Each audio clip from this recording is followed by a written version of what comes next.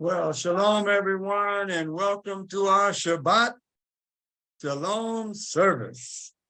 It is now June 9th, 2023, and we are excited about all that Jehovah, our Elohim, is doing in the lives of his children, and especially those that are a part of this study group with us. So I want to welcome you to our Shabbat night service, for it is Shabbat. And we're going to light the menorah and begin our service as we listen to this music to get our hearts and minds ready to receive all that Jehovah, through the Ruach HaKodesh, will speak to us on tonight in this lesson study.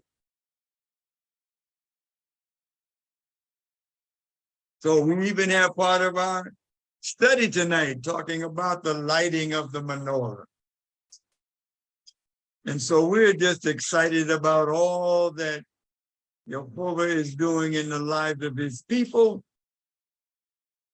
We don't own the rights to this music, but we just utilize it to get our hearts and minds free of all of the cumbersome things of this world and allow us to focus on the words of the creator of the universe.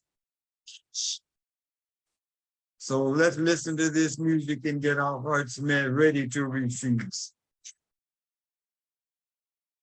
For where the praises go up, the blessings come down. Yes, Yeshua, HaMashiach, Yeshua, our Messiah.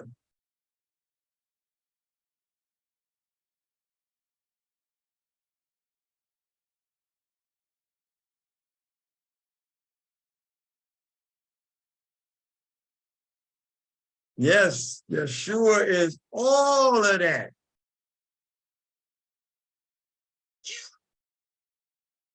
And he said, wherever 2 and 3 of us gather together in his name, he would be right there in the midst of us. And so he's given us the Holy Spirit, the Ruach HaKodesh, to help us be fulfilled in all that he would have us to do. As we studied in Hebrews, he is the originator and the perfecter of our faith. All right, so our music is over. Make sure you have your communion elements so that we can begin after prayer. We will begin our communion service. So let us pray. Jehovah Elohim, King of the universe, we bless you and we praise you for all that you do. We thank you for Yeshua, HaMashiach, our Lord and Savior. We thank you for the Ruach HaKodesh that has been given to guide us on this journey in this life, to help us fulfill all that you have created us to do, to open our hearts and minds to receive your instructions, and then empowering us to be obedient. We bless you and praise you for all that you do. Amen and amen. All right. So let's get our communion elements together. And we always have on our Shabbat night service, we participate in the sacrament or the holiness of the communion. And so we just get your elements together and we're going to participate in that on tonight. We're probably a little over an hour before it'll be sundown, but because we want to eat our meal and discuss different aspects of the word, then we start at 7. Most of the time for probably about 8 of the months, it will be, for 8 of the months, it will be the opportunity to participate in this Shabbat night service. Not sure what's going on. We got some stuff going on. I don't know what it is, but we gonna enjoy our service on tonight. Make sure that as you come on, you do mute yourselves so that you don't, I don't get the feedback as we're going through our lesson, because of course, in this social medium, it is recorded. So with that, get your communion elements together. Thank you all so much for joining me. And we are going to begin our service, because we know that the Messiah Yeshua, on the night before his death, gathered his disciples together, and he told them as he took this loaf, he said, take this bread and eat. First, of course, he would bless the Father for the bread. In Hebrew, he would say, Baruch atah Yehovah Eloheinu melech halom hamotzi lehem min haaretz. Blessed are you, Jehovah, our Elohim, King of the universe, who brings forth bread from the earth. And then he passed the loaf around. He said, take a piece and eat, for this bread is symbolic of my body that is broken just for you. Do this often, always in remembrance of me. And so they ate.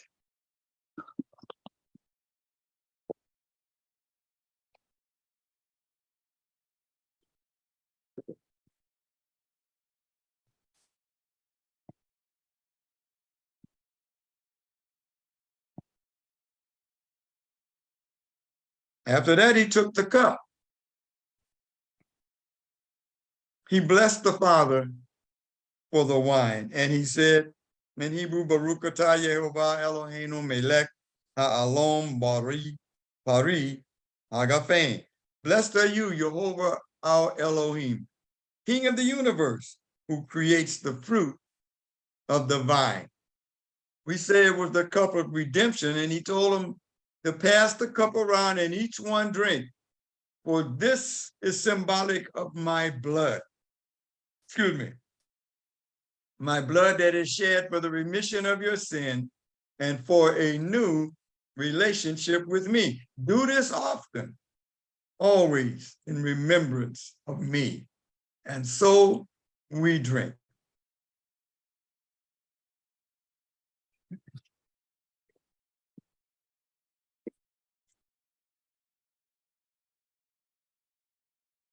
All right. And we know that wherever we are obedient to what we were instructed to do, that a blessing comes with that. And so we acknowledge that even as we participate in this, the sacrament of the holy separated meal of communion. So with that, we're going to get into our split screen and go into our Torah lesson. Remember, the Torah is the first 5 books of the Bible. In English, Genesis, Exodus, Leviticus, Numbers, and Deuteronomy. That is the foundation of all the scriptures. The more we understand and learn concerning the Torah, the more we will understand and be able to do in obedience regarding what the instructions are. For we as believers in Yeshua have been grafted in to the foundation that was already there. And that foundation is principally the Torah, the words of instruction. That's what it means in Hebrew, it's instructions.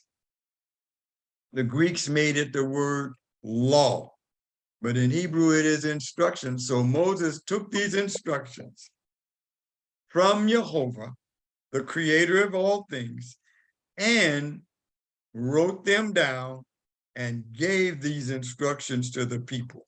All throughout the Torah, we see Jehovah said. Jehovah said. And Jehovah told Moses early on, he said, look, this Shekinah glory that's going to come down over the tabernacle, that's so that the people will understand that in fact, I am speaking to you. And so what you are saying to them is what I have instructed you. And so that is the foundation of all the scriptures. And so both what we call the Tanakh or the Old Testament and what we call the Brit Hadasha, or what is called the New Testament. And as one of my instructors that we studied under, he calls his translation of the Brit Hadasha the Newer Testament, using the whole concept of understanding that it was a Jewish people speaking a Jewish language and living in a Jewish culture. So the Newer Testament is something that we can utilize as we go through the Newer Testament scriptures. Remember that when Yeshua walked the earth, all that they had, well, and that's a lot because it's the foundation, was what we call the Tanakh, or the Torah scrolls and the other scrolls of the prophets and the writings. And so with that, let us get into our shared screen and our lesson for tonight, which is in the book of Numbers, or Bamidbar, and the lesson is number 36 of 52 lessons. In 52 lessons, we will be through the first 5 books of the Bible each year. Now, this is actually my 4th time, but our 3rd time as a group going through these lessons. And the important thing we want to understand is the more you go through it, the more you will understand. Because each time our faith increases, because faith comes by hearing and studying the word. So our faith increases as we study the word. And it doesn't mean that we don't read any other parts of the Bible, but we want to really understand this foundation, for from it, all other things grow. Both the Tanakh, or the Old Testament, and the Brit Hadasha, the New Testament. For when Yeshua walked the earth, there was only the Tanakh. The rest of the books came after Yeshua's death and resurrection. So let's get into our lesson on tonight. We see that it is in Numbers chapter 8, verse 1 through Numbers chapter 12, verse 16. And with that, I'm going to get into I don't know, this thing will act up a little bit, but we're going to get into our slide presentation. When you set up. So this word, beha'alotkha, means when you set up, or Aaron is going to be instructed.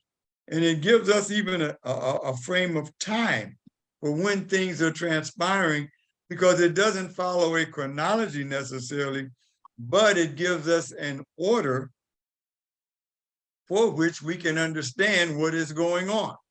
And so with that, we're going to get into our lesson on tonight. In our introduction, the study is going to begin with the lighting of the menorah, which was inside the holy place of the tabernacle. Remember, the tabernacle was surrounded by a courtyard. The tabernacle was the building that housed both the Holy of Holies and the holy place.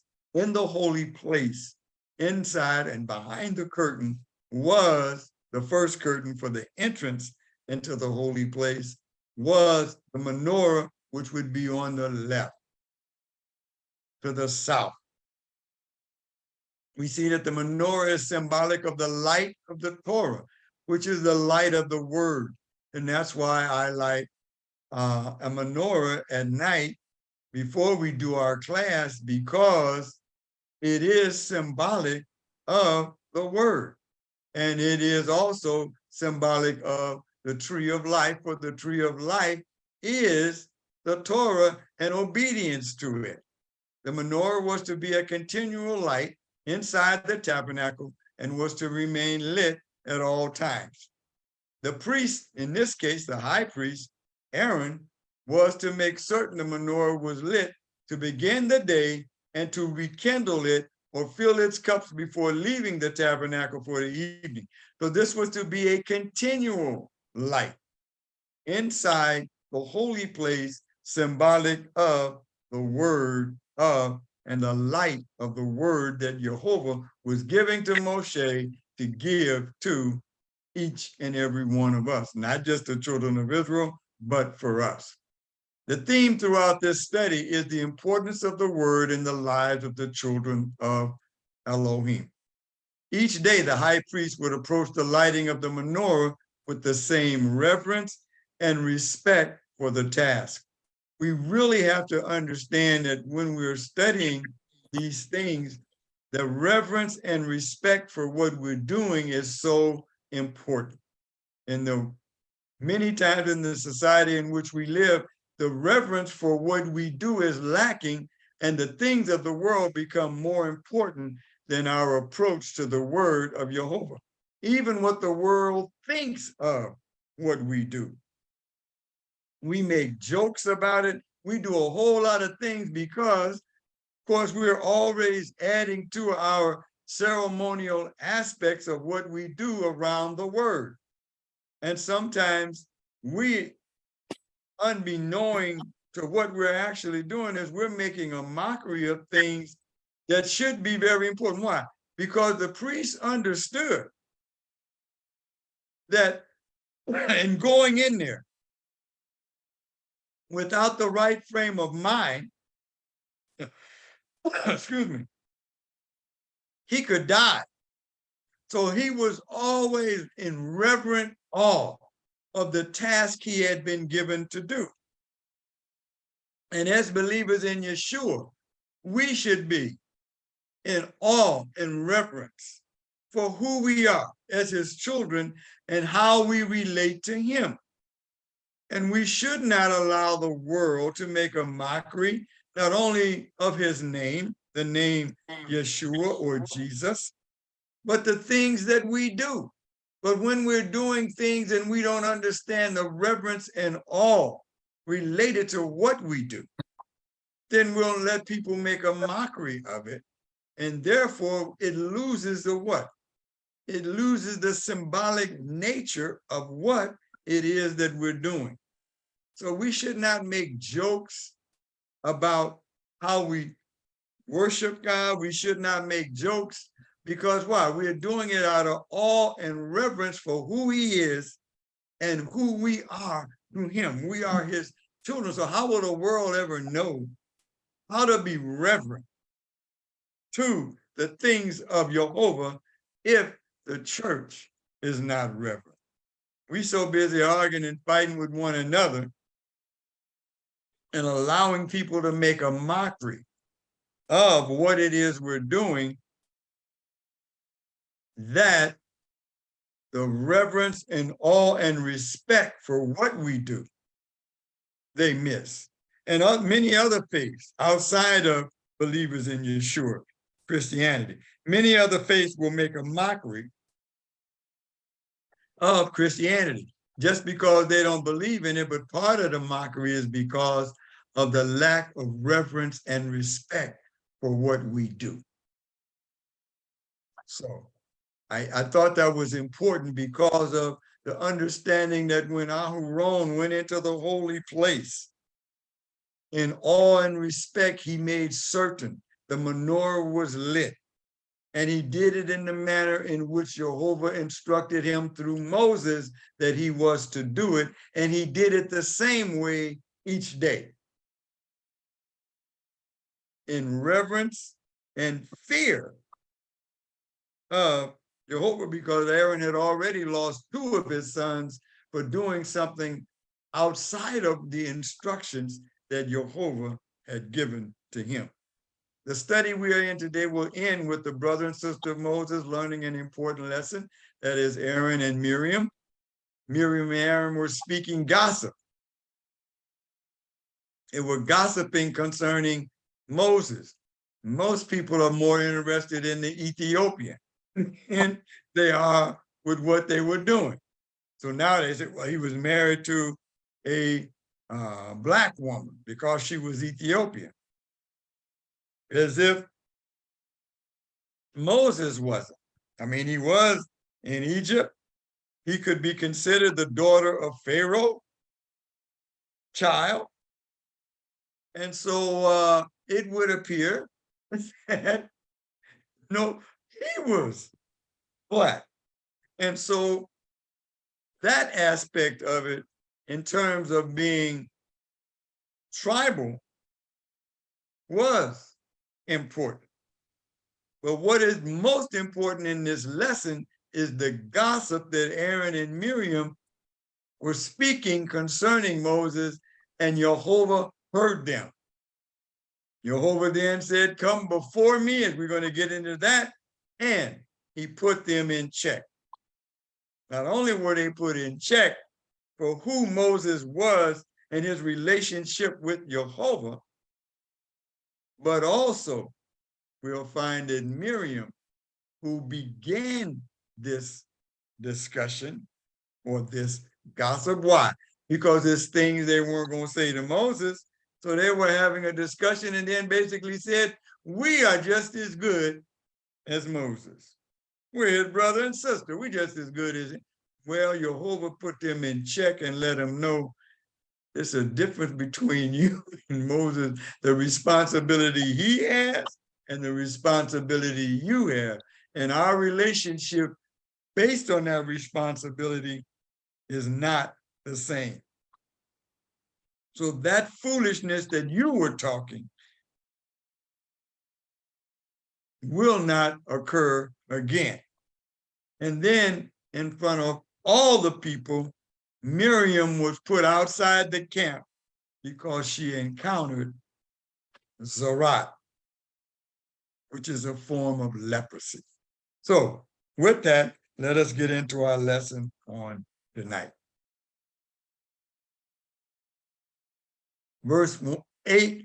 Chapter 8, verse 1, Jehovah said to Moshe, tell Aharon, when you set up the lamps, the 7 lamps are to cast their light forward in front of the menorah.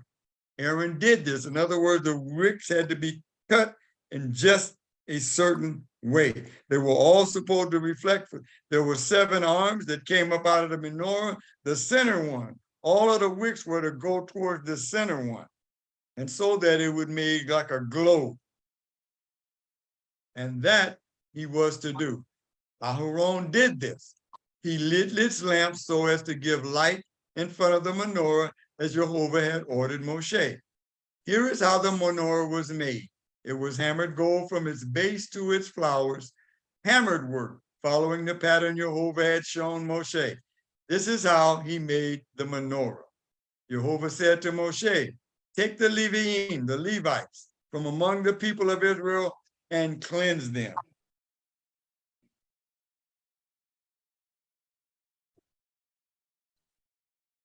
Here is how you are to cleanse them. Sprinkle the purification water on them.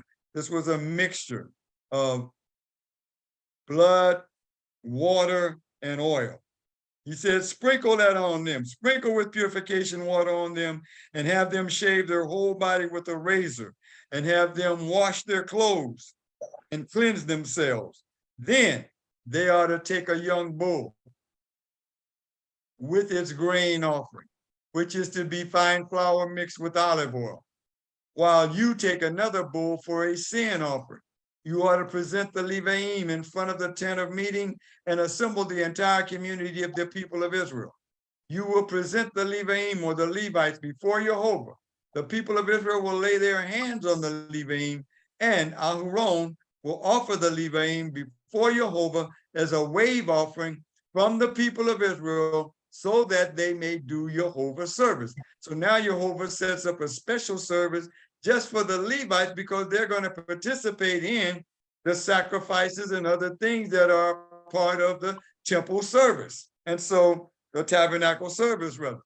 And so he is bringing them before the community so that the community understand that there's a difference between them and the rest of the people, because they have been anointed for this service. Verse 12, the Leviim will lay their hands on the heads of the bulls. The one will offer as a sin offering and the other as a burnt offering to Jehovah to make atonement for the Leviim. You are to place the Leviim before Aharon and his sons and offer them as a wave offering to Jehovah.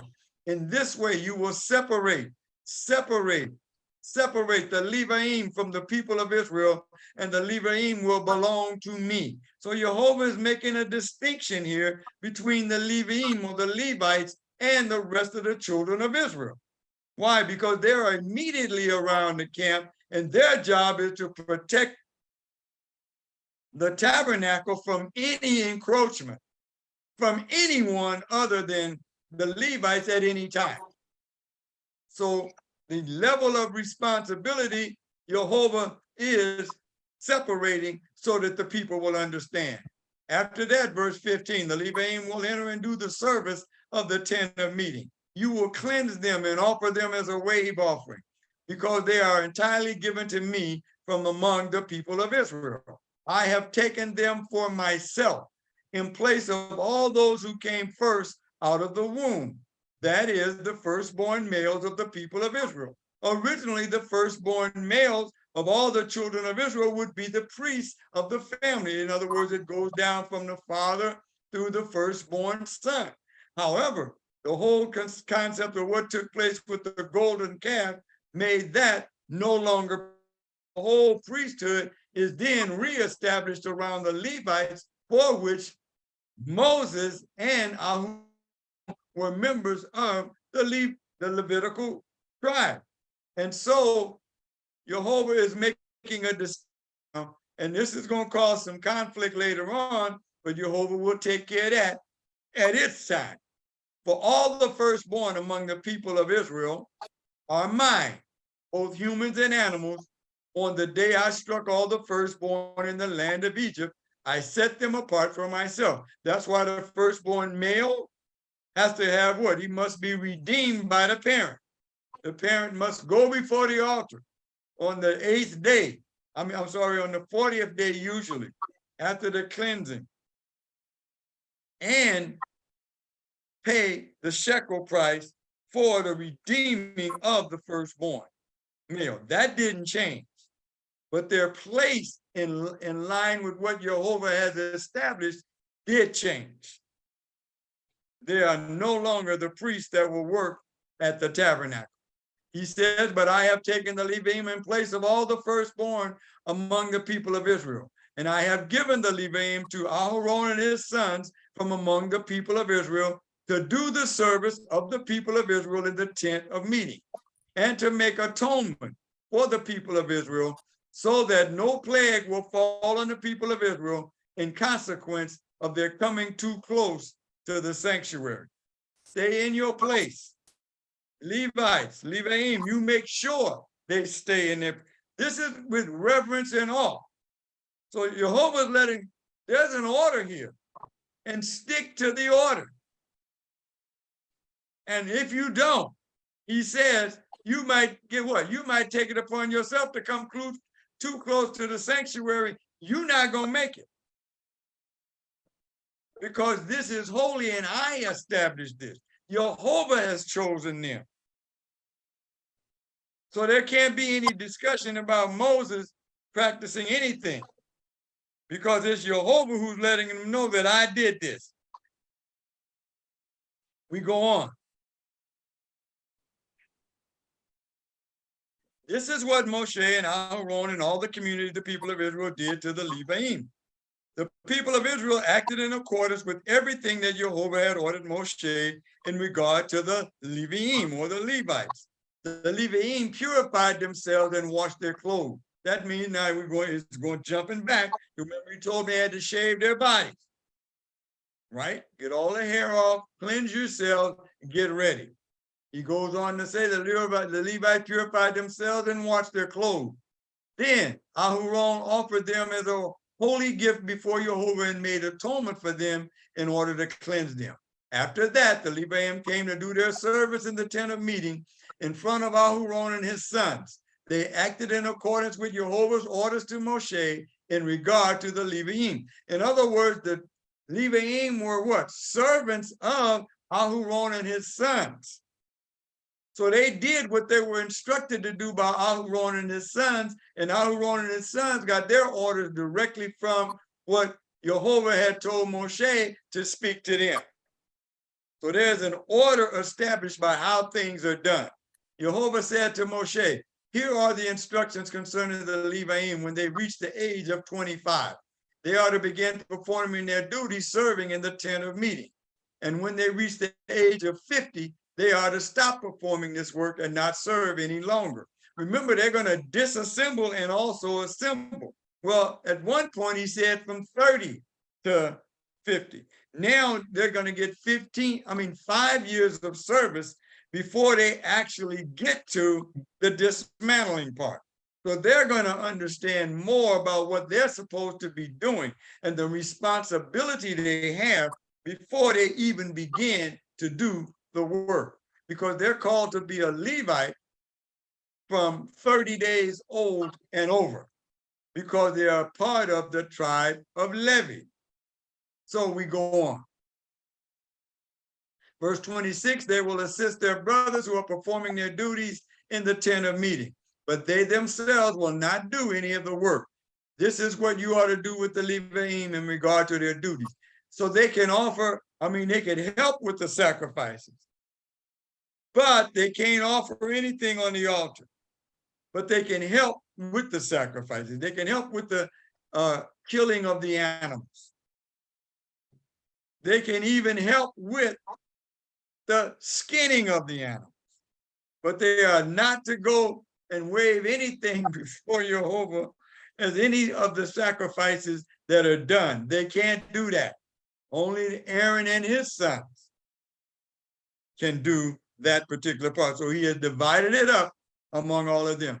Let's go on to chapter 9. Jehovah said to Moshe in the Sinai desert, in the first month of the second year after they had left the land of Egypt, let the people of Israel observe Pesach at its designated time. Now we know when that was, right? It's the first month on the 14th day. The 14th day of the first month. So now they're in the first month of the second year. The first Passover was done in Egypt. Then they came out, got to Mount Sinai by the 50th day, the day of Shavuot. Now, the second year, they have begun their second year. And they said, now what? Celebrate the Pesach at its designated time. That means the Passover happens on the 14th. The animal is slaughtered on the 14th. The meal is eaten on the night of the 14th, which is actually the 15th, which begins the 7 days of unleavened bread. On the 14th day of this month at dusk, you ought to observe it at its designated time. You ought to observe it according to all its regulations and rules. Moshe told the people of Israel to observe Pesach or Passover. So they observed Pesach at dusk on the 14th day of the month in the Sinai desert. The people of Israel acted in accordance with all that Jehovah had ordered Moshe. But there were certain people who had become unclean because of someone's corpse, so that they could not observe Pesach on that day. So they came before Moshe and Aharon that day and said to him, we are unclean because of someone's corpse. But why must we be kept from bringing the offering for Jehovah at the time designated for the people of Israel? In other words, you're unclean, and you're going to have to go through a ceremonial washing and all that, and they didn't have the time to do that. So Moshe answered them, wait, so that I can hear what Jehovah will order concerning you. So they made the request. Moshe said, I don't know. I know what our instructions are concerning Pesach, and you couldn't do it.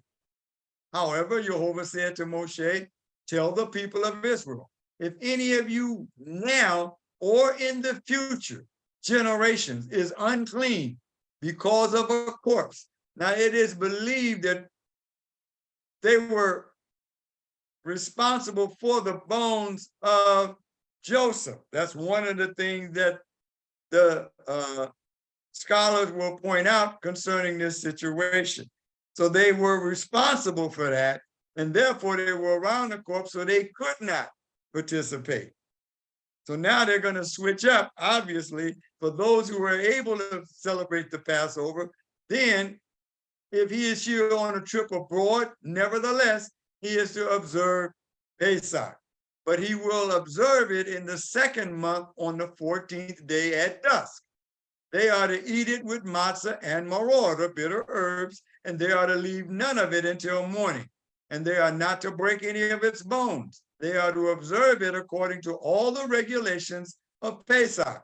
But the person who is clean and not on a trip, who fails to observe Pesach, will be cut off from his people, because he did not bring the offering for Jehovah at its designated time. That person will bear the consequences of his sin. There is no tabernacle. There is no temple. The temple replaced the tabernacle built by Solomon. So the men were together in Jerusalem at the temple every year for the Pesach celebration. One of the 3 times, all men were required to present themselves before Jehovah. He goes on, if a foreigner is staying with you and wants to observe Pesach for Jehovah, he is to do it according to the regulations and rules of Pesach. You ought to have the same law for the foreigner as for the citizen of the land. On the day the tabernacle was put up, the cloud covered the tabernacle. So now we're getting into another aspect of what transpired. That is the tent of the testimony. And in the evening, over the tabernacle was what appeared to be fire, which remained until morning. So the cloud covered the tabernacle in the day, and fire from above the tabernacle in the evening. So the cloud always covered it, and it looked like fire at night. Whenever the cloud was taken up from above the tent, the people of Israel continued their travels, and they camped wherever the cloud stopped. So when the cloud would rise up over the tabernacle, we're going to find out what transpired even after that. We go on. At the order of Jehovah, the people of Israel traveled. At the order of Jehovah, they camped. And as long as the cloud stayed over the tabernacle, they stayed in the camp. Even when the cloud remained on the tabernacle for a long time, the people of Israel did what Jehovah had charged them to do and did not travel. As long as it was there over the tabernacle, you don't move. We're going to have to learn as children of Yeshua, as believers in Yeshua as Messiah, we have to learn to be what? Learn to be obedient and seek advice from the Ruach HaKodesh about whatever it is we are required to do. And I know for me, coming to the state of Georgia was something that I was not willing to do. But one day the Holy Spirit got and related to me that I was supposed to leave. So I listened and I left, not knowing everything that would happen when we got here, but wanting to be obedient, because the children of Israel did not move. And I could understand that in the desert, you needed that cloud and that moisture to survive. Sometimes the cloud was a few days over the tabernacle, according to Jehovah's order. They remained in camp, and according to Jehovah's order, they traveled. Sometimes the cloud was there only from evening until morning. So they would have to set up the tabernacle. That's the first thing they would do at the camp. Set up the tabernacle and be prepared for service. But if they got there that night and had to leave, they had to take it back down. As long as the cloud was there, you stayed. But if the cloud moved on, you moved on. And as long as the cloud was moving, you kept moving. When the cloud was up, they traveled. Whether it was 2 days, a month, or a year that the cloud remained over the tabernacle, staying on it, the people of Israel remained in camp and did not travel. But as soon as it was taken up, they traveled. So now this is helping us understand that some of this was added to much later, because why? It wasn't no 1 year journey from Mount Sinai to the promised land of Canaan. It was 11-day journey. So they're told now that sometime it stayed for a year. So that means this is something that took place after, after they disobeyed. It goes on. At Jehovah's order, verse 23, they camped, and at Jehovah's order, they traveled. They did what Jehovah had charged them to do through Moshe. Once again, pointing out that what Moshe was saying, they understood came directly from Jehovah. Verse 10. Now we're getting into some more orders about how this all takes place. Jehovah said to Moshe, make 2 trumpets, make them of hammered silver, use them for summoning the community and for sounding the call to break camp and move on. When they are sounded, the entire community is assembled before you at the entrance to the tent of meeting. If only one is sounded, then just the leaders, the heads of the clans of Israel, are to assemble before you. So now we can see there's order established about how this is transpiring. We go on to verse 5. When you sound an alarm, the camps to the east will commence traveling first. Well, remember, that's where Moshe and the Levites were, the primary Levites were on the east end. And then so they would go forth along with the other 2 tribes, the 3 tribes, rather, that were around the east end. They would all go. Then he says, when you sound a second alarm, he goes on, the camps to the south will set out. So now once these camps, they have left, then the ones in the south are going to travel left. So once again, they will announce that it's time for the south to begin to move on. However, when the community is to be assembled, you are to sound, but don't sound an alarm. It will be the sons of Aharon the priest who are to sound the trumpets. This will be a permanent regulation for you through all your generations. So it's the priest who will sound the trumpets and let the people know what is going on. And the number of blasts on the trumpet will let the people know what is transpiring, whether there's going to be a meeting or whether they're getting ready to move out or whether they're getting ready to fight. It's all done in an orderly manner. When you go to war in your land against an adversary who is oppressing you, you are to sound an alarm with the trumpets. Then you will be remembered before Jehovah your Elohim, and you will be saved from your enemy. So obedience is the blessing of life. Do what I tell you, and you will live.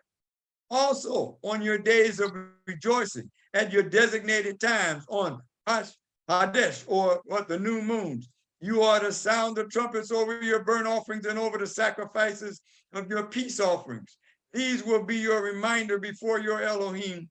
I am Jehovah, your Elohim. So there's a special blast that you make on the trumpets in line with the morning, afternoon, and evening sacrifices, so that the people in and around the temple or the tabernacle would know what's going on. The people in the far reaches of the camp would know that at this particular time, there is a sacrifice going on. On the 20th day of the 2nd month of the 2nd year, the cloud was taken up from over the tabernacle of the testimony. And the people of Israel moved out in stages from the Sinai desert. The cloud stopped in the Paran desert. So they set out on their first journey in keeping with Jehovah's order through Moshe. In the lead was the banner of the camp of the descendants of Yehuda or Judah, whose companies moved forward. Over his company was Nahshon, the son of Aminadab. Over the company of the tribe of the descendants of Issachar was Nathaniel, the son of Zuar. So now you see that it was what? Issachar, Judah, Issachar, and then Zebulun was Eliab, the son of Elon. These are the three companies on the east that moved out first. We go on. Then the tabernacle was taken down, and the descendants of Gershon and the descendants of Merari set out carrying the tabernacle. Next, the banner of the camp of Reuben moved forward by companies, and over his company was Eleazar, the son of Shadiel, over the company of the tribe of the descendants of Simeon. So we have what? Reuben and Simeon. And then over the next one would be Gad. So those were the companies to the south. They moved out. Once the tabernacle moved out, then they were guarding around the tabernacle along with the Levites. The descendants of Kahat set out carrying the sanctuary so that at the next camp, the tabernacle could be set up before they arrived. The banner of the camp of the descendants of Ephraim moved forward by companies. Over his company was Elishama, the son of Amihud. Over the company of the tribe of the descendants of Manasseh was Gamaliel, the son of Padazzar. Over the company of the descendants of Benjamin was Abidan, the son of Gidoni. The banner of the camp of the descendants of Dan, forming the what? Rear guard for all the camp. The three guards to the far west. Over his company was Ahizel, the son of Amishadai. Over the company of the tribe of the descendants of Asher was Pagiel, the son of Okran. And over the company of the descendants of Naphtali was Ahira, the son of Enan. So those were the rear guards, and bringing up behind them would be all of those that were having trouble making it. Whether you were outside the camp, you were whatever that situation was, you were at the very rear, but these tribes were there and around to make certain no one got near any of the sanctuary parts. We go on, verse 28. This is how the people of Israel traveled by companies. Thus they moved forward. Moshe said to Horab, the son of Ruel, the Midian. So now Ruel is the same as Jethro, Moshe's father-in-law. We are traveling to the place about which Jehovah said, I will give it to you. Come with us, and we will treat you well, because Jehovah has promised good things to Israel. But he replied, I will not go. I would rather go back to my own country and my own kinsmen. Moshe continued, please don't leave us, because you know that we have to camp in the desert, and you can serve as our eyes. In other words, you know all the way to the land of Canaan. If you go with us, then whatever good Jehovah does for us, we will do the same for you. So they set out. Now, even though he didn't go, somebody went. There were members of the group that had come with Moses' father-in-law, because we'll see that in the book of Judges later.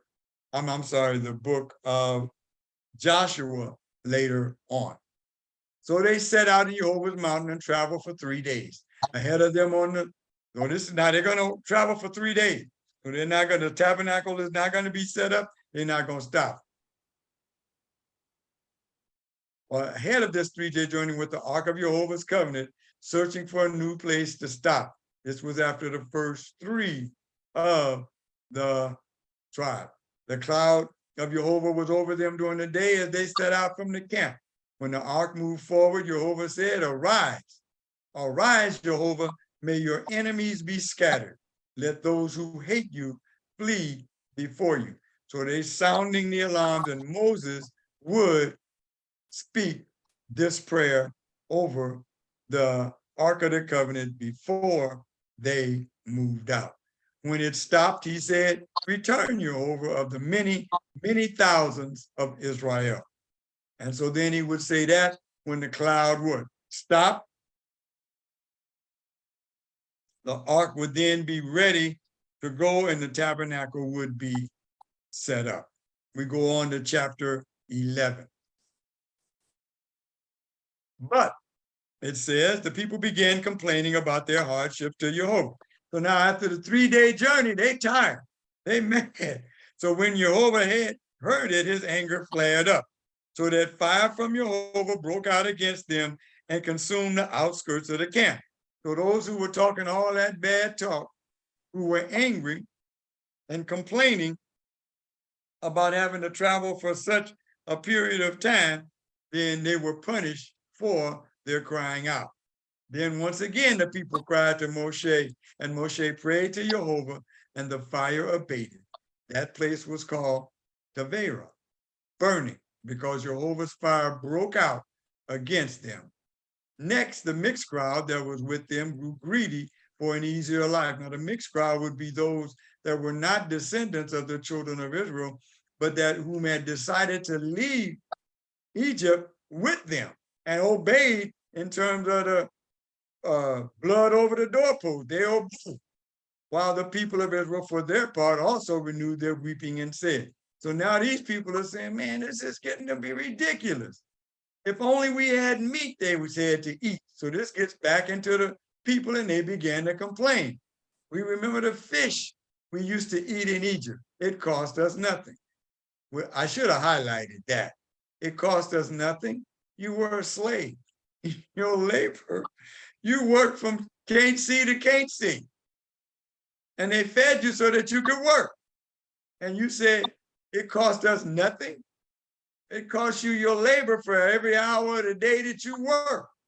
And the cucumbers and the melons and the leeks and the onions and the garlic.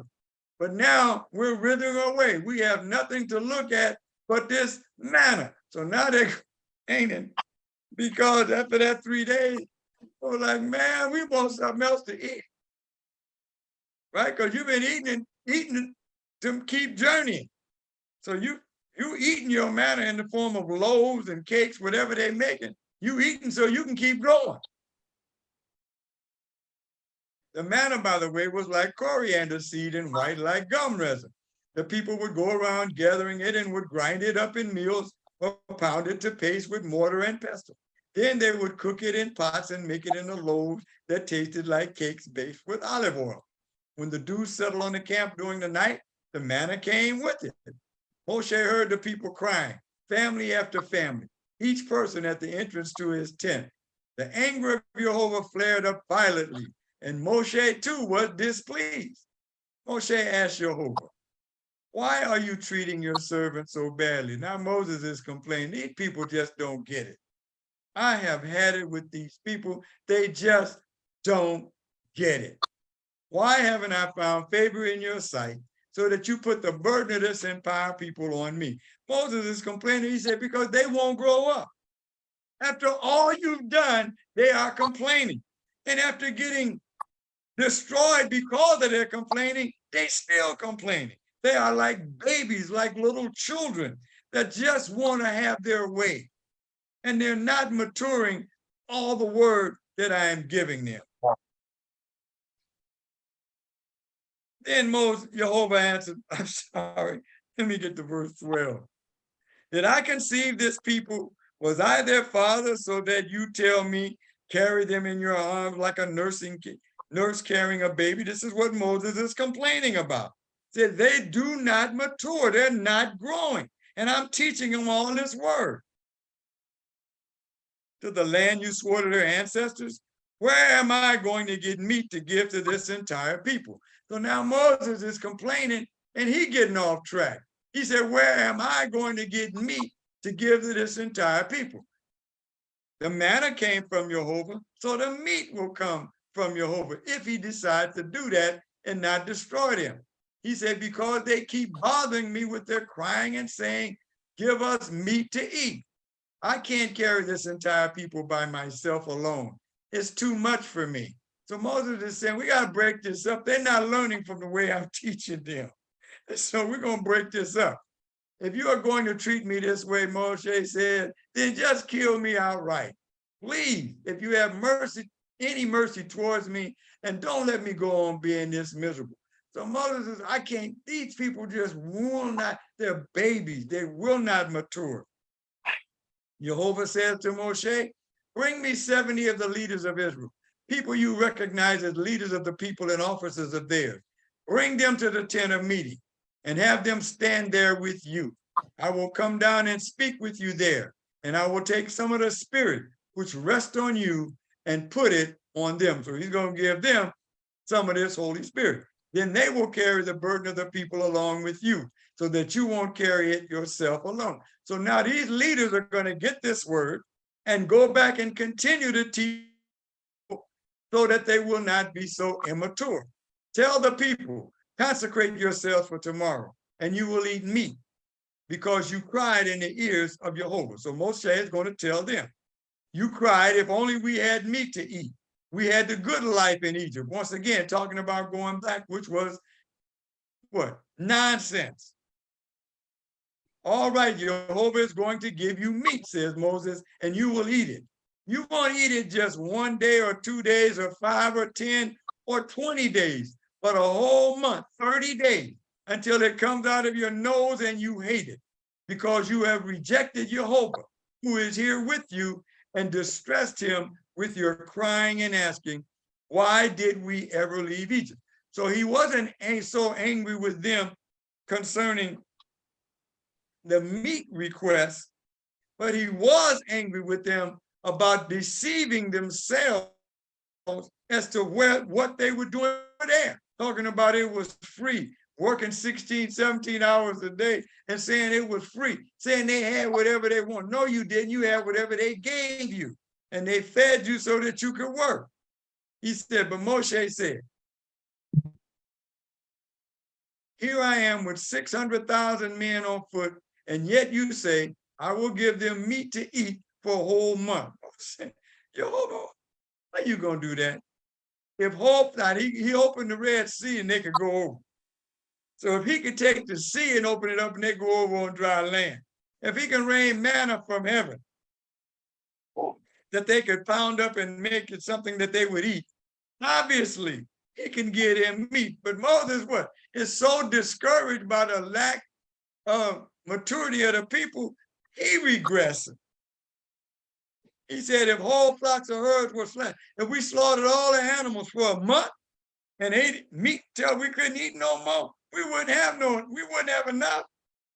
If all the fish in the sea were collected for them, would even that be enough? So now he's really exaggerating and crying out. Jehovah answered Moshe, has Jehovah's arm grown short? In other words, is this a mighty matter for me? Is this anything for me to do? Who did the plagues? Who opened the sea? Who split the rock and brought forth water? Is this anything for me? Now you will see. So now he's telling, this is plural. All y'all gonna see whether what I said will happen or not. Moshe went out and told the people what Jehovah had said. Then he collected 70 of the leaders of the people and placed them all around the tent. Jehovah came down in the cloud, spoke to him, took some of the spirit that was on him and put it on the 70 leaders.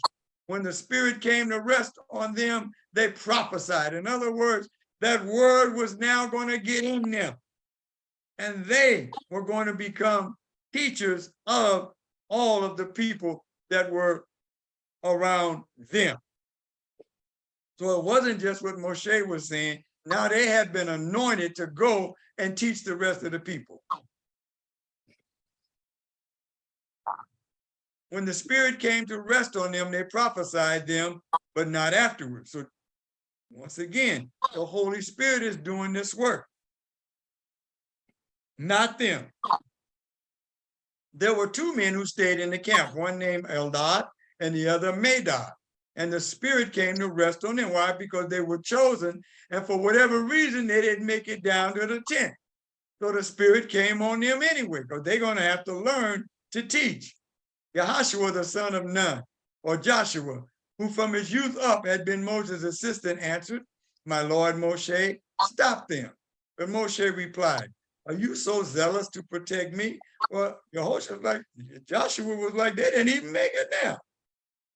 Make them stop trying to speak as these other men are speaking, who did come down. But Moshe replied, "Are you so zealous to protect me? I wish all of Jehovah's people were prophets." Moses is saying, man, I wish all of y'all would get the Spirit so you could grow up. He said, so he goes on and he said, "I wish Jehovah would put his Spirit on all of them." Moshe and the leaders of Israel went back into the camp, and Jehovah sent out a wind which brought quails from across the sea and let them fall near the camp, about a day's trip away on each side of the camp and all around it, and covering the ground to a depth of 3 feet. There were 3 feet tall of quail that had come to around in an area around the camp. Remember, the manna is going to come directly around the camp, so they're not coming that close. The people stayed up all that day, all night, and all the next day, gathering the quail. The person gathering the least collected 10 heaps. Then they spread them out for themselves all around the camp. Now they killing animals and they eat like they can't eat no more, like they never ate before. But while the meat was still in their mouth, before they had chewed it up, the anger of Jehovah flared up against the people, and Jehovah struck the people with a terrible plague. Therefore, that place was named Kivrat Hatavah, graves of greed. Why? Now you understand why Jehovah could, because they were being greed, once again, regressing back to babies, just eating till they can't eat no more. That's the spirit of greed, like the spirit of lust. And so Jehovah punished them. And they were buried. They buried the people who were so greedy. So that's why Jehovah punished them. From Kivrat Hatav, the people traveled to Hazarot, and they stayed at Hazarot. Now we're going to get into chapter 12. Miriam and Aharon began criticizing Moshe on account of the Ethiopian woman he had married, for he had in fact married an Ethiopian woman. Now, I'm not certain whether this was, they said Ethiopian, but I don't know if the Midianite, Jethro was a Midianite, so his daughter that Moses married would be a Midianite. So there's obviously some difference between a Midianite and an Ethiopian, one would think. However, many times an Ethiopian was what? A woman of very dark skin. So Zipporah could, in fact, have dark skin, but the issue is not the dark skin. It's the fact that something was going on between them two. They said, "Is it true?" Now, this is Miriam and Aaron. Notice her name is first. So she started, and she's older. She started this discussion. "Is it true that Jehovah has spoken only to Moshe? Hasn't he spoken with us too?" Jehovah heard them. Now, this man Moshe was very humble, more so than anyone on earth. Suddenly, Jehovah told Moshe, Aharon, and Miriam, "Come out, you 3, to the tent of meeting." The 3 of them went out. When the creator of the universe calls you and tells you to come to the tent, you kind of understand, whoa, something may not go good. Jehovah came down in a column of cloud and stood at the entrance to the tent. He summoned Aharon and Miriam, and they both went forward. Now, Aharon is the priest, so he has a higher rank than Miriam, so he's summoned to walk first. And they both went forward. He said, Jehovah said, "Listen to what I say. When there is a prophet among you, I, Jehovah, make myself known to him in a vision, and I speak with him in a dream." So yeah, you are prophets, but I speak to you in visions and dreams. So you can prophesy when I speak to you. However, he goes on, but it isn't that way with my servant Moshe. He is the only one who is faithful in my entire household. He's the only one that I'll do this with among all of you. With him, I speak face to face and clearly. That means those words are coming directly to Moshe. You're getting yours through a vision and a dream. But I am speaking directly to Moshe and clearly, not in riddles. So I give you a vision, you got to figure it out, but you're going to come to me and I'm going to help you. But with Moses, I'm telling him plainly what he is to do, and he's obeying and doing it. He sees the image of Jehovah. In other words, he comes in and speaks to the glory over the Ark of the Covenant. He speaks to that directly. And it could be in the form of an image should Jehovah choose. So he goes on, so why weren't you afraid to criticize my servant Moshe? In other words, you are gossiping. You're not bringing whatever this issue is to him. You're gossiping, and now you're saying that you're just as good as him, when you know that's not the case. So the anger of Jehovah flared up against them, and he left. But when the cloud was removed above the tent, Miriam has the rock, as white as snow. So we know Miriam wasn't what? White. Aaron looked at Miriam, and she was as white as snow. Aaron said to Moshe, "Oh, my Lord." Now, he got to understand it. Aaron knew this, but he's engaged in a conversation that he should have cleared up. So now he said, "My Lord, please don't punish us for this sin we committed so foolishly. We acted foolishly. Please don't let her be like a stillborn baby with his body half eaten away when it comes out of his mother's womb," which was the final penalty of someone with Zerat. Moshe cried to Jehovah, "Oh Elohim, I beg you, please heal her." Jehovah answered Moshe, "If her father had merely spit in her face, wouldn't she hide herself in shame for 7 days? So if she had done something to so discourage her father that he doesn't want her in his sight for 7 days, wouldn't she do that?" So Miriam was shut out of the camp 7 days, and the people did not travel until she was brought back in. Afterward, the people went on from Hazeroth and camped in the Paran desert. And so what we see then is that there was no movement. But guess what? The cloud didn't move either. So Jehovah's letting Miriam know you are forgiven, but there's a penalty to pay for what you've done. You have spoken evil against your brother, my servant Moshe. You should have known better. Therefore, this is what would happen, but you're forgiven. Why? Because the cloud didn't move. We already learned that if the cloud moved, the people moved. So if they didn't move, the cloud didn't move. So Jehovah was displeased, and there was what? Punishment for what was done, but it was forgiven, and she could come back after 7 days and join back with the people. Well, thank you so much for joining me. That concludes our lesson. We'll pick it up next time in chapter 12, going forward. Thank you so much for joining me. And we're going to give the prayer, the priestly blessing to each one that has joined us tonight or whenever they join us for this lesson study. May Jehovah bless you and keep you. May Jehovah make his face shine upon you and show you his favor. And may Jehovah lift up his eyes towards you and give you his peace. Shalom. I will see you on Wednesday night for our Wednesday night Bible study. Thank you all so very much for joining me.